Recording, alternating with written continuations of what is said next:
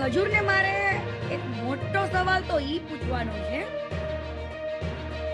કે ભાઈ તું એક ટ્રસ્ટ ચલાવે છે, એક ટ્રસ્ટ નું તારી પાસે અકાઉન્ટ હશે જ, છે જ, બરાબર?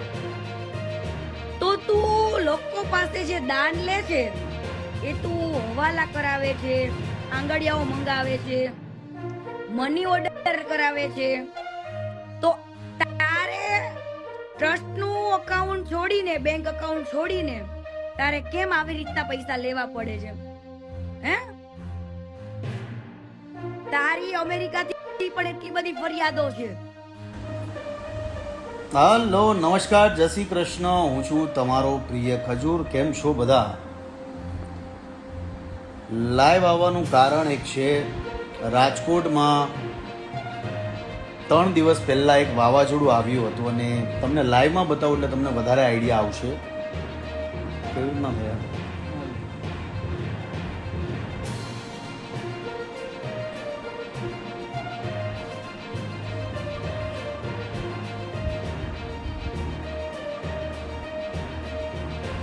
બે 3 દિવસ પહેલાં રાજકોટમાં વાવાઝોડું આવ્યું હતું અને એક માજી છે, વૃદ્ધ છે, જેમાં વાવાઝોડામાં એમના ઘરની હાલત એકદમ ખરાબ થઈ ગઈ છે અને કોઈ પણ વ્યક્તિ સપોર્ટ કરવા માટે નથી. તમને એ ઘરની હાલત બતાવું કે ઘરની હાલત કેવી છે.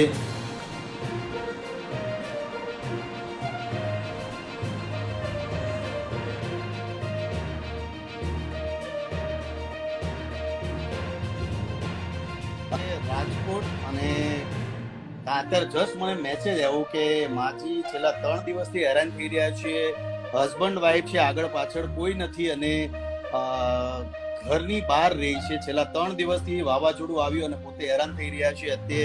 અત્યારે વિજયને મેં ત્યાં મોકલ્યા છે અને જે પણ એમની રિક્વાયરમેન્ટ છે તાત્કાલિક ધોરણે પૂરી થાય છે. પણ કહેવાનો ભાવાર્થ એ છે કે રાજકોટ બહુ મોટું છે અને બધી જ વસ્તુ થઈ શકે છે રાજકોટમાં. તો